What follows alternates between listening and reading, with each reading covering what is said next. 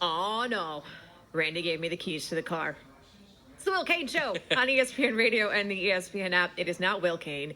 It's Randy Scott. It's Nicole Briscoe. Normally, you can see us on ESPN Sports Center, 7 to 10 a.m. Eastern on ESPN and ESPN2. You know, just in case you're up early in the morning. I'm saying. We're presented by Progressive Insurance, and all guests join us on the Shell Pennzoil Performance Line. We're going to get to Bill in Texas in a minute because Bill is an exotic reptile breeder. There's a lot to unpack there. And I don't even know what that means. We're going to find out. Should we just find out now? I think we should. Let's just get this out of the way. Bill, from Texas, what does it mean to be an exotic reptile breeder, not dealer, breeder? Yeah. Well, I'm a breeder and a dealer. But, hey, first of all, thanks for taking my call. I'm a big fan of the show. I'm a Will Kane kind of homer, being from the Dallas area. But you guys are doing a great job today. Thank you. I appreciate that. I will say first that you guys have some misconceptions about snakes and snake guys, especially you, Nicole. I am like not some weirdo that just is holed up in my hub and has no friends and nobody wants to come over and hang out with me and the Hold snakes.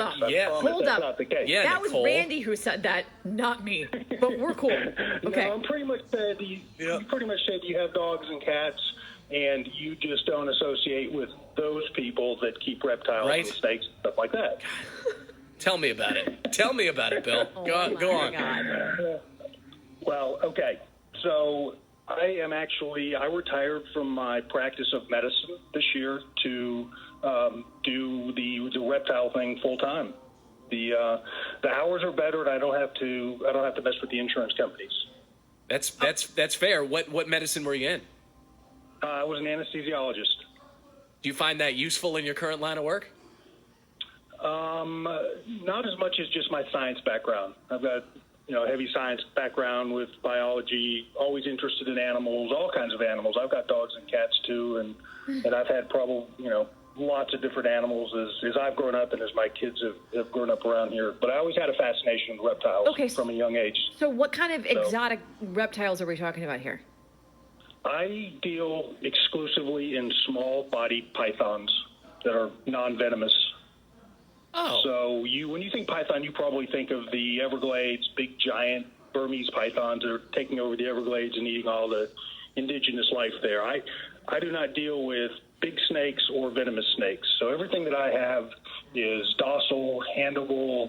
I would give it to a 3 and have many times given it to a 3 and 4 year old kid, and no big production.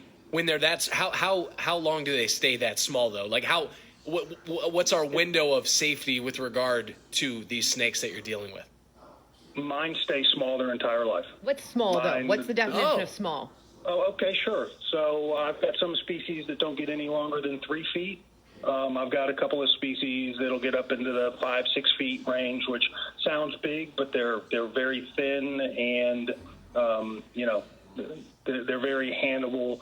The big difference, you guys have been talking a lot about wild snakes, right? Stuff, the copperheads and all that kind of stuff. Yeah. And the animals that I work with and produce are a totally different animal than that. These are domesticated reptiles, snakes.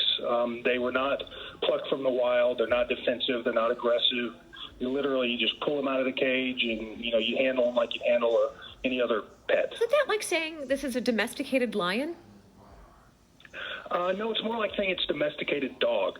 So it would be like the difference in a wild African dog versus the dog that you have at home that's been bred in generations, to not be defensive and not be aggressive. Well, speaking of dogs, as we have Bill from Texas, who's the exotic reptile breeder on the show. And all this is happening because I happened to see a snake while out on a bike ride. While you're out on a bike ride. And I feel like you should send a picture of that snake to Bill via social media. Do you have a social media handle? Yes, on Facebook, I'm Bill Stiegel, or I'm Phoenix Reptiles.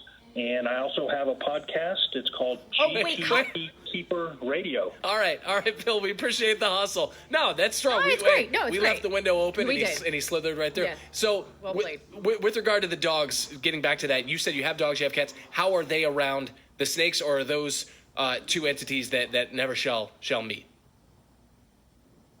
Do we lose Bill? I think we lost Bill. Why did we lose Bill? What I happened? don't know. It's fine because You know what happened? you tried to like pimp his own podcast. The line got constricted. That's what happened. This guy gets it. This guy gets it. You're so proud of yourself with all of these. I feel like you shouldn't have been so rude to snake people. And I feel like you got called out. You got called out on I it. was no less rude to snake people than I think some of these NBA players are rude to their fan bases. Segue. Like a professional. Like a mall cop. I have some